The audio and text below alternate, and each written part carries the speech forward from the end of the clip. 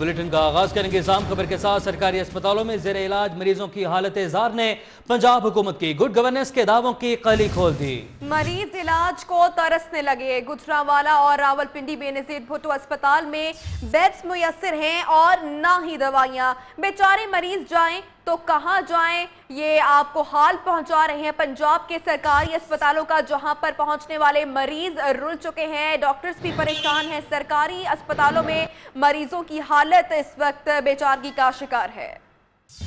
दिन परेशान है, रात भारी है।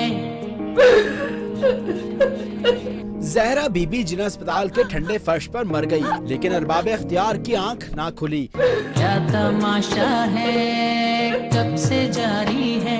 गुजरांवाला में 60 साल बशीरा बीबी को पेट में तकलीफ के बायस तशवीशनाक हालत में डिस्ट्रिक्ट हेडक्वार्टर अस्पताल लाया गया, जहां इंतजामिया की जानिब से उन्हें स्ट्रेचर फराहम किया गया और ना ही बेड। इमरजेंसी वार्ड में चारपाई पर इलाज होता रहा। बीमार माँ का मजबूर बेटा चारपाई उठाकर कभी इस वार्ड तो कभी उस वार्ड भागता रहा। इस कहानी को कौन रोकेगा, उम्र ये सारी कौन सोचेगा। उधर रावलपिंडी के बेनजीर भुट्टो अस्पताल में जेर इलाज मरीजों को बुनियादी सहूलियात के फुकदान का सामना है, जहां बेड 1 और मरीज 2। मासूम बच्चों के इलाज के लिए अस्पताल में दवाई तक मुयस्सर नहीं।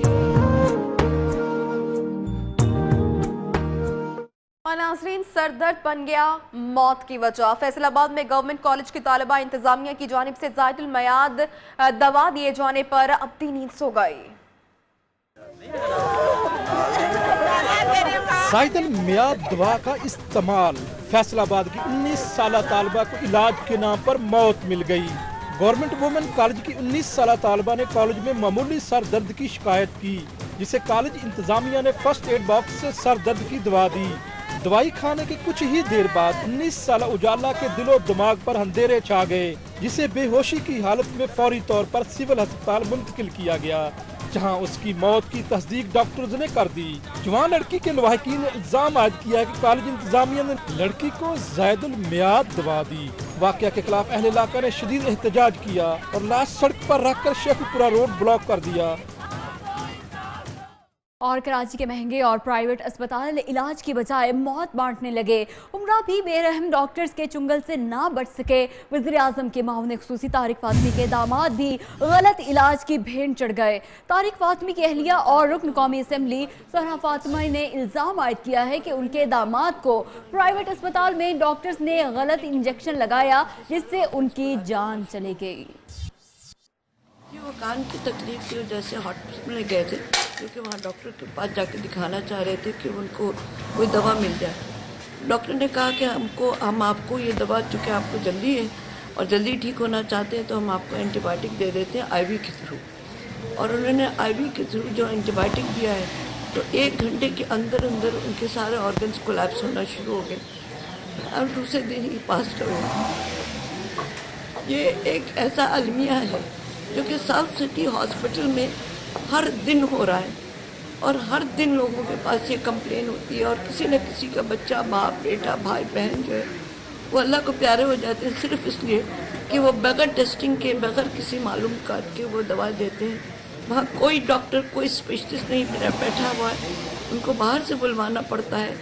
वो एक हॉस्पिटल नहीं, एक होटल है जहाँ पे शेरेटन से खाना आता है और लोग इंजॉय करते हैं, लेकिन मेडिकल की कोई फैसिलिटीज़ वहाँ पे सही तरीके। दिल के मरीजों से सिर्फ लाहौर में ही नहीं, कराची में भी धोखे का इंकशाफ सामने आ गया। Karachi institute of heart disease में 16 मरीजों को गैर मयारी स्टंट डाले गए। उधर फैसलाबाद में तो दिल के मरीज लुट गए। 62,000 का स्टंट मरीजों को 1,25,000 रुपए में डाला गया। कराची में गैर मयारी तो फैसलाबाद में इंतहाई महंगे स्टंट्स फरोख्त होने का इंकशाफ। Karachi institute of heart disease वालों ने ज़कात की मद में 16 मरीजों को ज़ायदुल मियाद गैर मयारी स्टंट्स लगाकर मसीहाई को शर्मा दिया।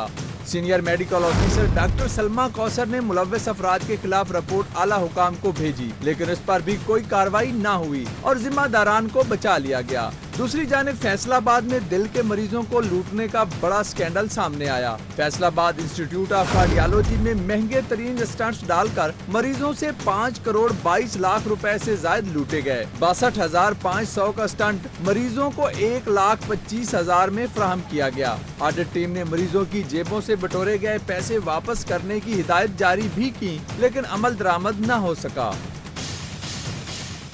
गैर मयारी स्टंट्स के मामले की खबर न्यू न्यूज़ पर नशर होने के बाद विफाकी हुकूमत हरकत में आ गई। ड्रग रेगुलेटरी अथॉरिटी ने गैर मयारी स्टंट्स के खिलाफ तहकीकात का आगाज करते हुए 5 रुकनी इन्वेस्टिगेशन कमेटी कायम कर दी। कमेटी लाहौर, इस्लामाबाद, रावलपिंडी, कराची और पेशावर में तहकीकात का आगाज करेगी।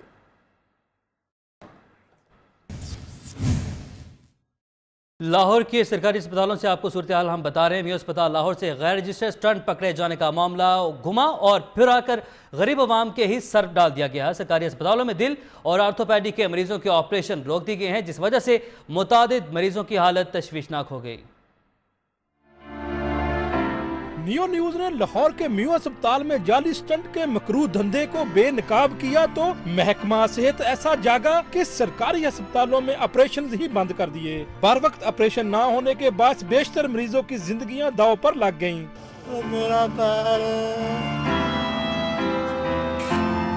महकमा सेहत की नाअहली के बायस ये सारा मामला घुमा फिरा कर गरीब अवाम के ही सर पड़ गया। मरीजों ने जिना अस्पताल में ऑपरेशन न करने पर एहतजाज शुरू कर दिया। हमें हमारा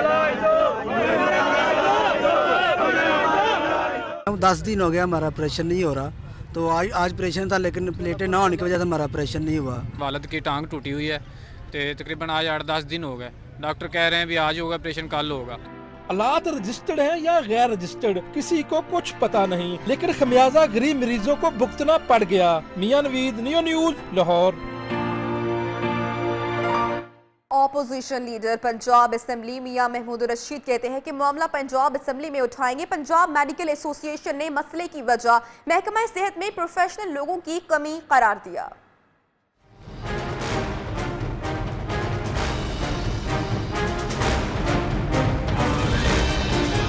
पहले जाली फिर गैर मियारी स्टंट्स, अब दिल के मरीजों के ऑपरेशन भी बंद। मामले पर अपोजिशन लीडर महमूद रशीद सूबाई हुकूमत पर फट पड़े। न्यू न्यूज से गुफ्तगू में कहा कि हुकूमत को ये अहम मामला 3 दिन में हल करना चाहिए था। हुक्मरानों को गरीब मरीजों का एहसास नहीं। पंजाब असेंबली में आवाज उठाऊंगा। अब अगर ये चीज नोटिस में आ गई है तो उसको इस तरह से एकदम हर चीज को स्टॉप कर देना कि वो लोग जिनकी जान से बनी हुई है और उनके अगर ऑपरेशन नहीं होता, स्टंट नहीं खोले जाते, तो वो लोग अपनी जान से आंखों बैठेंगे। हुकूमत को 3 दिन के अंदर अंदर ये सब कुछ कर लेना चाहिए था, अब 1 हफ्ता हो गया। पंजाब मेडिकल एसोसिएशन के सदर डॉक्टर इजहार अहमद चौधरी ने कहा कि मरीजों की ख्वारी की वजह महकमा सेहत में बद इंतजामी है। इसमें सारी अमलदारी जो प्रोफेशनल लोगों को, जो लोग अनजान है, तमाम चीजों की दावेदारी में होते हैं कि हम चैंपियन है, लेकिन वो किसी चीज को संभाल नहीं पाते। ये वक्त ने साबित किया है कि वो एक बुरी तरह से नाकाम मैनेजर है एज हेल्थ सेक्रेटरी। तो उनके पास कोई ऐसा रास्ता नहीं है कि वो इस महकमे को चला सके। दूसरी जानिब मियो अस्पताल लाहौर में गैर मेयारी स्टंट्स के इस्तेमाल पर वजीर आला पंजाब को पेश की गई इब्तदाई रिपोर्ट में हकायक छुपा लिए गए। तहकीकाती रिपोर्ट को मीडिया से भी खुफिया रखा गया। यंग डॉक्टर्स ने गैर रजिस्टर्ड स्टंट के मामले पर ड्रग एसोसिएशन के खिलाफ तहकीकात की दरख्वास्त दे दी। आपको बताएं कि यंग डॉक्टर्स एसोसिएशन के रहनुमाओं ने मियो अस्पताल लाहौर में गैर रजिस्टर्ड स्टंट की तहकीकात के लिए दरख्वास्त FIA में जमा कराई। दरख्वास्त में कहा गया है कि ड्रग एसोसिएशन के खिलाफ भी तहकीकात की जाए। ड्रग एसोसिएशन ने रजिस्ट्रेशन की दरख्वास्तें क्यों दबाई हुई हैं?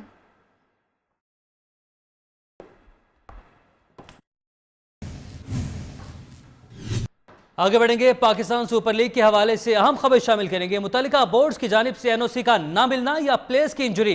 पाकिस्तान सुपर लीग के दूसरे एडिशन के इनेकाद से कबल ही स्टार खिलाड़ी PSL से ड्रॉप कर दिए गए। PCB ने चुपके मुतबादिल खिलाड़ियों की ड्राफ्टिंग भी कर ली है। इवेंट का फाइनल लाहौर में होने की सूरत में फिर से ड्राफ्टिंग होगी।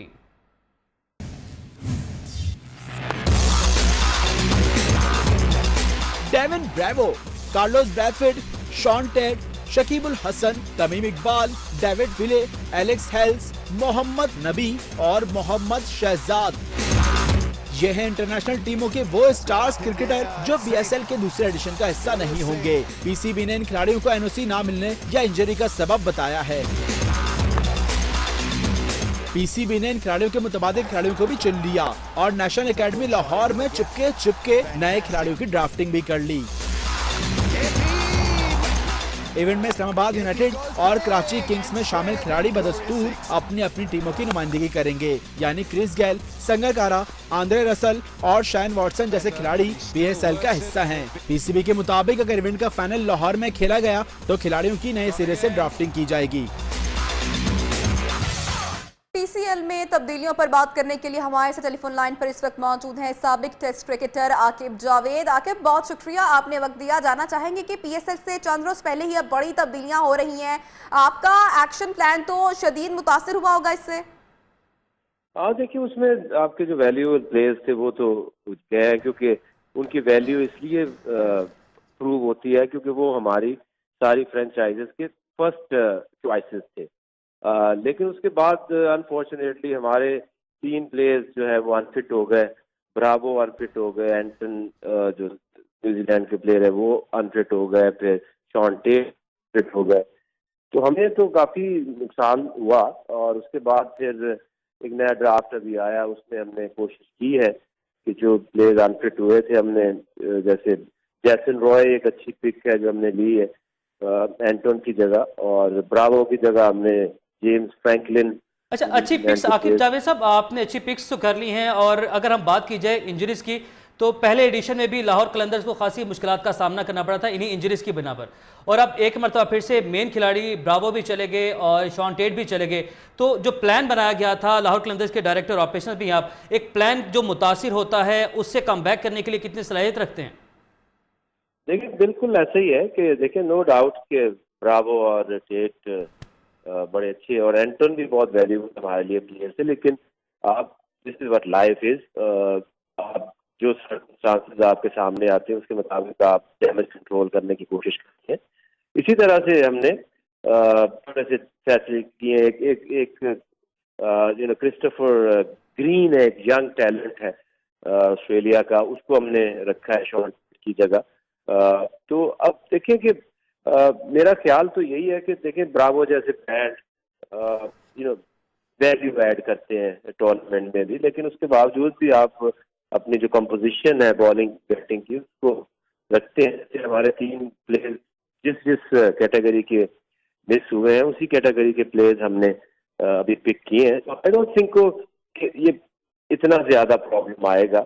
लास्ट ईयर आपने यही कहा कि मुस्तफीज और यासिर शाह की जो इंजरी है उसने बहुत डैमेज किया लाहौर की कैंपेन को, और इसी तरह ये बाकी पेशावर के प्लेयर्स कुछ मिस हुए हैं, कोयटा के प्लेयर्स भी मिस हुए हैं। तो ये बहुत शुक्रिया आकिब जावेद, आपने वक्त दिया, न्यूज़ से बात की। पाकिस्तान सुपर लीग में होगी फिर से चौकों और छक्कों की बरसात, जिसके दूसरे एडिशन का आगाज आइंदा माह 9 फरवरी से होगा। निकले हैं शहजादे दुनिया को दिखाने, आए हैं हम दीवाने फिर से गेम उठाने। फलक शगाफ छक्के या अंदर बाहर घूमती गेंदे, क्रिकेट के मतवाले हो जाएं तैयार। पाकिस्तान सुपर लीग के दूसरे एडिशन की तैयारियां हैं उरूज पर। सीटी बजेगी, स्टेज सजेगा, ताली बजेगी, अब खेल जमेगा। लाहौर कलंदर्स में वेस्टइंडीज के ब्रावो नहीं तो इंग्लैंड के जैसन रोई ही सही। कोयटा ग्लैडिएटर में अफगानिस्तान के मोहम्मद नबी आउट हुए तो जनूबी अफ्रीका के रेले रसूबू हो गए इन। न्यूजीलैंड के नेथन मैकलम भी इसी टीम से अपने ऑलराउंडर परफॉर्मेंस का जादू जगाएंगे। अब बात हो जाए लाला की टीम की, जिसमें शहजाद की जगह अब अपनी बैटिंग का जादू जगाएंगे श्रीलंका के तिलकरत्ने दिलशाद। जीत हो या हार हो दिल में। अहम खबर से आपको आगाह करें, आईसीसी फाइनेंस कमेटी के हेड चार्ल्स क्लार्क आइंदा हफ्ते पाकिस्तान पहुंचेंगे। चार्ल्स क्लार्क के चेयरमैन पीसीबी शहरियार खान और दीगर बोर्ड ऑफिशियल से मुलाकातें करेंगे। इसी हवाले से मजीद बात करेंगे हमारे नुमाइंदे इब्राहिम बादेश से। इब्राहिम, बताइएगा कब पहुंचेंगे और किन किन से मुलाकात करेंगे चार्ल्स क्लार्क? जी बिल्कुल, आईसीसी फाइनेंस कमेटी के हेड जायज क्लार्क 28 जनवरी को पाकिस्तान पहुंचने। उनके यहाँ पे दौरे का मेन मकसद जो है वो पाकिस्तान, चूँकि यहाँ पे इंटरनेशनल क्रिकेट नहीं हो रही तो पाकिस्तान को जो फाइनेंस है उसमें काफ़ी जो है रुकावट है, फाइनेंस कम मिल रहा है। इस हवाले से आईसीसी की जो माली मावनत है आईसीसी की जानिब से वो की जाएगी। फाइनेंस कमेटी के हेड जायज क्लार्क जब यहाँ पर आएंगे तो मुख्तलिफ अमूर पर ब्रीफिंग दी जाएगी, जिसके बाद जो है पाकिस्तान को माली मामलात में बेहतरी की गुंजाइश है। इसके अलावा जो है वो जायज क्लार्क को पाकिस्तान क्रिकेट बोर्ड सिक्योरिटी मामलात में ब्रीफ करेगा, ताकि जायज क्लार्क चूंकि इसी इंग्लैंड क्रिकेट बोर्ड के ऑनरी चेयरमैन भी हैं, ऑनरी हेड भी हैं, तो उनको ब्रीफ किया जाएगा। शुक्रिया इब्राहिम वाले साहब, हमें तफसीलात से आगाह कर रहे थे। पाकिस्तान सुपर लीग के दौरान एक और धमाका होने को तैयार। रिटायरमेंट लेनी है या खेलते रहना है, मिसबाहुल हक ने 1 माह में फैसला करने का ऐलान कर दिया। कौमी टेस्ट टीम के कप्तान ने नियो न्यूज को खुसूसी इंटरव्यू देते हुए कहा कि टीम पर बोझ नहीं बनेंगे। मैं लाइन्स पे बहुत अरसे से सोच रहा हूँ, और अभी जाहिर है ये जो अगला 1 महीना है वो मेरे लिए इम्पोर्टेंट है। ऑब्वियसली मैंने इन्हीं चीज़ों पे सोचना है और जो भी डिसीजन करना उस पर, और मेनली जो इसके पीछे मैंने आपको पहले ही बताया कि जो फोर्स होगी यही होगी कि मैं how badly I want to perform और प्ले। अगर वो नहीं है, कमिटमेंट नहीं है मेरे अंदर, तो I think then there is no point just keep playing. आ सकता है मेरे ख्याल में कोई भी होगा, तो एक नॉर्मली कोई भी, अगर मैं रिटायर होता हूँ तो वो भी शायद डिसीजन आ जाएगा। और अगर मैंने कुछ खेलना होगा कि हाँ जी मैंने ये सीरीज़ खेल के that will be my final, obviously I will declare that. Bulletin में वक्त हुआ है ब्रेक का। ब्रेक के बाद आपको दिखाएंगे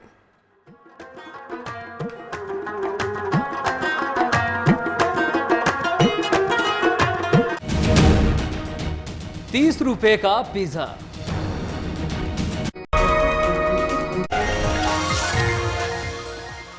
नियो मौसम में अब आपको अपडेट करें कि बलूचिस्तान में बारिश का नया और तीसरा सिस्टम दाखिल हो गया। कोयटा में मूसलाधार बारिश बरसी तो कराची पर बादल मेहरबान होने को तैयार हैं।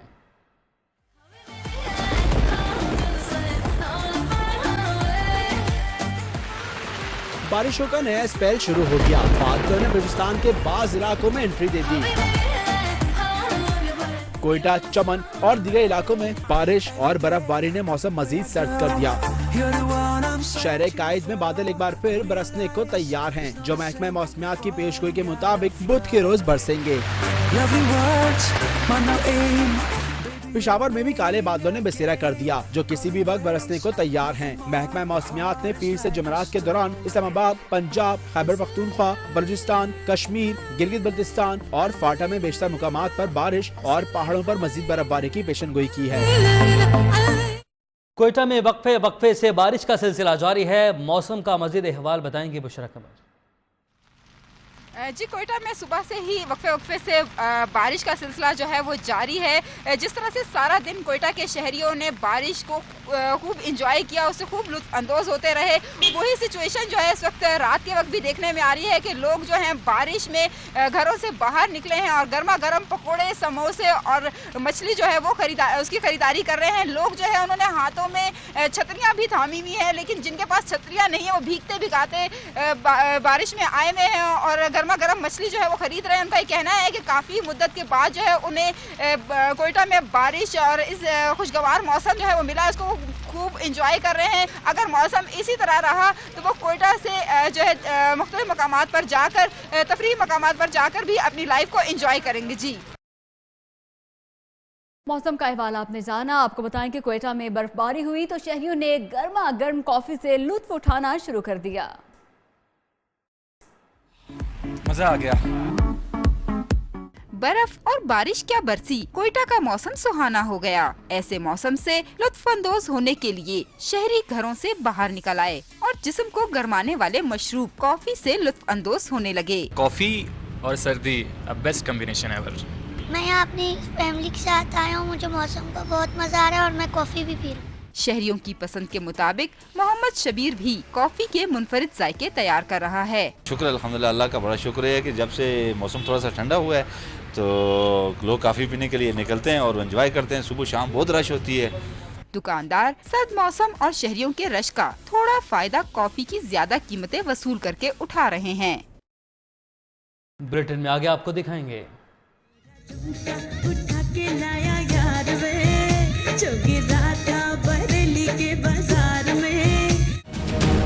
ख्वाजा सरा की सालगिरह।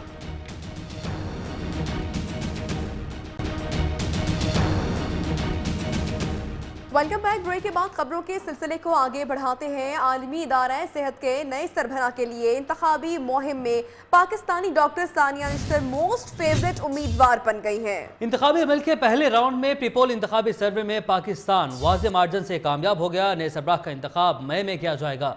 वजीर मुमलिकत बराए सेहत सायरा अफजल तारड़ भी सरगर्म होगी। जिनेवा में पाकिस्तानी उम्मीदवार की भरपूर इंतखाबी मुहिम चलाना शुरू कर दी।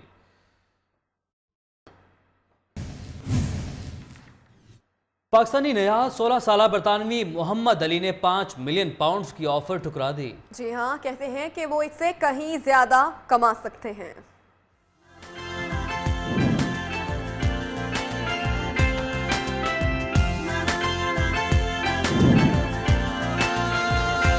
बरतानिया के इलाके डेविसबरी में रहने वाले पाकिस्तानी निजात 16 साल मोहम्मद अली ने एक ऐसी वेबसाइट बनाई जो पैसों की बचत करवाती है। मोहम्मद अली को एक अमरीकी सरमायादार ने अपना ये आइडिया बेच देने के लिए कहा और 5 मिलियन पाउंड से ज्यादा की ऑफर करवा दी। लेकिन मोहम्मद अली ने ये ऑफर ठुकराते हुए कहा कि वो इससे कई ज्यादा पैसे कमा सकता है।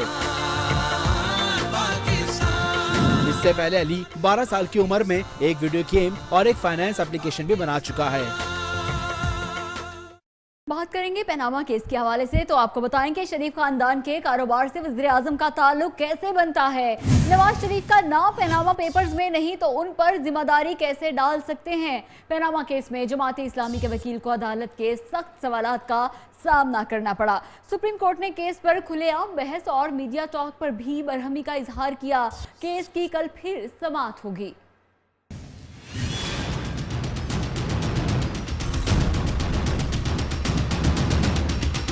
पनामा केस में जमात इस्लामी के वकील के दलाइल। एडवोकेट तौफीक आसिफ ने मौका इख्तियार किया कि वजीर आज़म ने पार्लियामेंट में झूठ बोला और अपने हल्फ की खिलाफ वर्जी की, जिस पर जस्टिस शेख अजमत सईद ने कहा कि अगर किसी ने गलत बयानी की तो हमने कानून के मुताबिक तय करना है। अदालत ने जमात इस्लामी के वकील से कहा कि शरीफ फैमिली के कारोबार से वजीर आज़म का ताल्लुक साबित करें। नवाज शरीफ का मौक़िफ़ है कि उनका नाम पनामा केस में नहीं, फिर आप नवाज शरीफ पर कैसे पनामा पेपर्स की जिम्मेदारी डाल सकते हैं। अदालत में जमात इस्लामी के वकील ने कहा कि मीडिया पर यह तासुर दिया गया कि पनामा केस का फैसला हो चुका, जिस पर जस्टिस आसिफ सईद खोसा ने शदीद भरमी का इजहार करते हुए कहा कि जिसने जो बुरा भला कहना था कह दिया। अब सब लोग अपनी कमेंट्री अपने आप तक महदूद रखें और फैसले का इंतजार करें।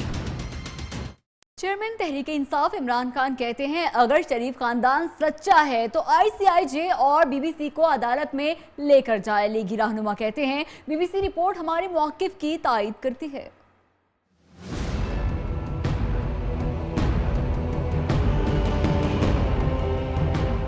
पनामा केस में पल पल बदलती सूरत हाल। अदालत के बाहर सियासी रहनुमाओं की एक दूसरे पर इल्जाम तराशियां। अपनी वालदा मरहुमा के नाम पे चेयरमैन तहरीक इंसाफ इमरान खान कहते हैं नून लीग सबूतों के बजाय बहस में पड़ गई। महीने से देख रहे हैं कि एक के बाद एक झूठ बोला जा रहा है। शरीफ खानदान सच्चा है तो BBC पर केस करे। ये जर्नलिस्ट को ICIJ को इनको अदालत में लेके जाएं, BBC को अदालत में लेके जाएं, जिन्होंने यही चीज कंफर्म किया कि 93 से ये मालिक थे मेफेयर फ्लैट्स के, जो ये कहते हैं कतरी के खत के जरिए के 2006 से थे। कप्तान के जवाब में वजीर दिफा मैदान में आए और बोले कि एक बार नहीं 10 बार तलाशी लो, लेकिन इतना जवाब भी दो कि खैरात के पैसे कहाँ खर्च किए। हमारी एक दफा नहीं 10 दफा तलाशी ले, पर तुसी भी तो तलाशी दियो ना। जो लोगों के चंदे और ज़कात के पैसे डाइवर्ट किए हुए हैं इन्होंने, उसकी एक्सप्लेनेशन तो दें। बात वजीर दिफा पर खत्म नहीं हुई। लीगी रहनुमा अपनी प्रेस कॉन्फ्रेंस में भी PTI चेयरमैन पर खूब बरसे। बोले अदालत को अखबारी तराशे नहीं सबूत चाहिए, जिनमें से कुछ नहीं। हुकूमत पर पनामा का नया जालान पड़ा। ICIJ ने मरीम नवाज शरीफ से मुतलिक नई दस्तावेजात जारी कर दी। ICIJ के रुकन बास्टिन का कहना है कि अगर आप जानना चाहते हैं कि क्या वाकई मरीम नवाज शरीफ का नाम पनामा पेपर्स में है तो इसका जवाब है जी हाँ, मरीम नवाज का नाम पनामा पेपर्स में है। नई दस्तावेजात में मिनरवा कंपनी से मुतल्लिक कागजात, मरीम नवाज के पासपोर्ट की फोटोकॉपी और बैंक का सर्टिफिकेट शामिल हैं। और हुकूमत पनामा तो कप्तान पार्टी फंड केस में फंसने लगे। इलेक्शन कमीशन ने तौहीन अदालत की दरखास्त पर इमरान खान को नोटिस जारी कर दिया। पीटीआई पार्टी फंड्स में तौहीन अदालत की दरखास्त में ये मौक़िफ़ इख्तियार किया गया कि इमरान खान ने ना तो जवाब दायर किया और ना ही उनकी जानिब से अभी तक वकील पेश हुआ। इलेक्शन कमीशन ने इमरान खान से 21 फरवरी तक जवाब तलब कर लिया है। इलेक्शन कमीशन के बाहर मीडिया से बातचीत करते हुए दानियाल अजीज ने कहा कि इमरान खान घबराए नहीं, आपकी तलाशी शुरू हो गई है। सियासत के लिए बाहर से पैसा लाना गैर कानूनी है।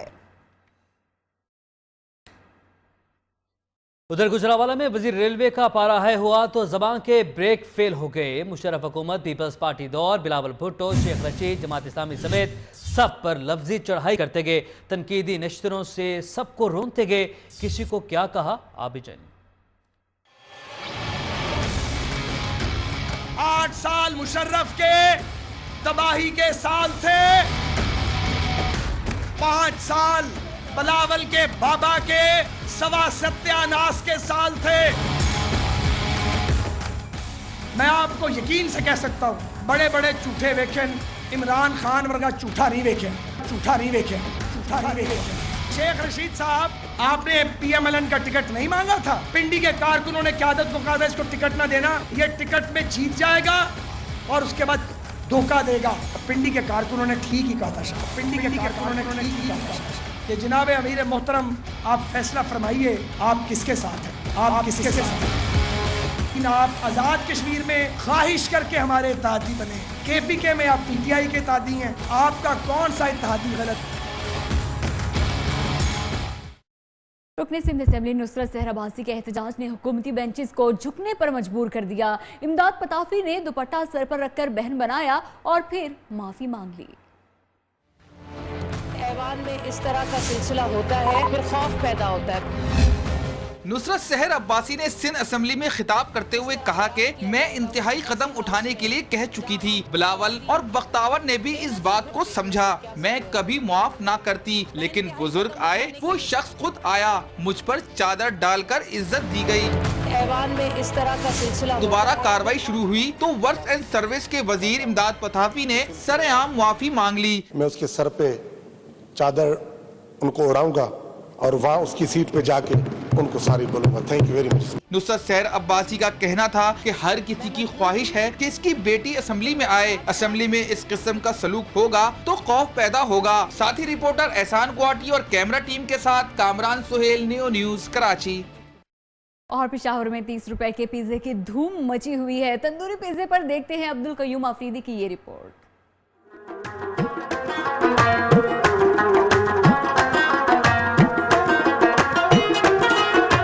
बेसन, आटा, टमाटर, हरा धनिया और घी से तैयार किए जाने वाले तंदूरी पिज़्ज़े की तैयारी है बहुत आसान, जो पेशावर के लोगों में काफ़ी मकबूलियत इख्तियार कर रहा है।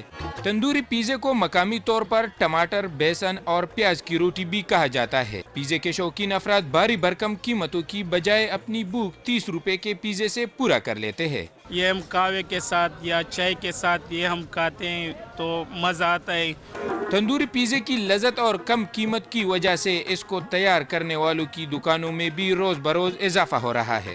गंदम और बेसन के आटे से तैयार किए जाने वाला ये तंदूरी पिज़्ज़ा न सिर्फ जायकेदार होता है, बल्कि 2 से 3 दिन तक पड़े रहने के बाद भी इसे इस्तेमाल किया जा सकता है।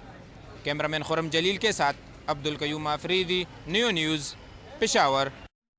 यहाँ वक्त और ब्रेक का, जिसके बाद आपको दिखाएंगे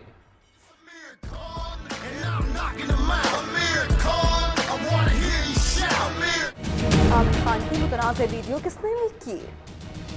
इंतखाबात में वोटों की गिनती का सिलसिला जारी है। 6 नशिस्तों पर 16 उम्मीदवार मदे मुकाबिल हैं। ये भी आपको आगाह करें कि सदारत के लिए हामिद खान ग्रुप के चौधरी तनवीर और आसमा जहांगीर ग्रुप के मलिक अरशद में मुकाबला है और ज़िले बार के इंतखाबात में बायोमेट्रिक सिस्टम के काम न करने की वजह से गुज़श्ता हफ्ते इंतखाबात मुलतवी हो गए थे।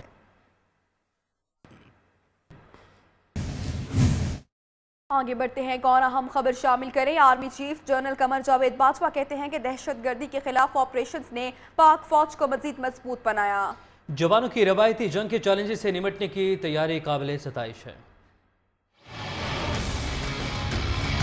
आर्मी चीफ का elite strike corps Multan garrison का दौरा, जवानों में घुल मिल गए। ISPR के मुताबिक जनरल कमर जावेद बाजवा ने जवानों और अफसरों से खिताब में कहा कि हर तरह के खतरात को शिकस्त देने के लिए तैयारी मुकम्मल रखें। आर्मी चीफ ने कहा कि दुनिया की बहादुर और पेशावर फौज का सरबराह होने पर फख्र है। जवानों की रिवायती जंग के चैलेंज से निपटने की तैयारी काबिल सताइश है। ISPR के मुताबिक सिपा सलार ने यादगार शौदा पर भी हाजिरी दी और फूल चढ़ाए। और गैर इखलाकी वीडियो के मामले पर आमिर खान खुलकर सामने आ गए। कहते हैं किसी करीबी शख्स की कारस्तानी है।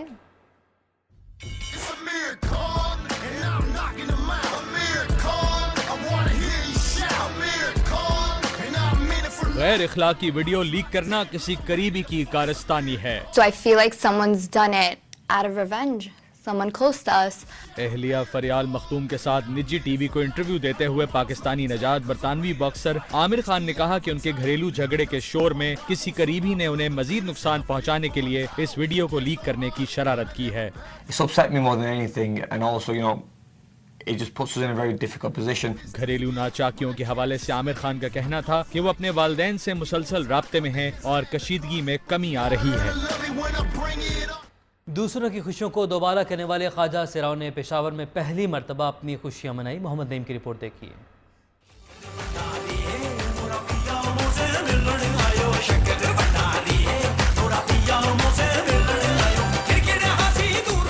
मर्दान से ताल्लुक रखने वाले ख्वाजा सरा शकीला को फन की दुनिया से रुखसत करने के लिए खैबर पख्तूनख्वा के ख्वाजा सराओं ने पेशावर में इनकी सालगिरह मनाई और इनकी खिदमात को अपने ही अंदाज में खराज तहसीन पेश किया।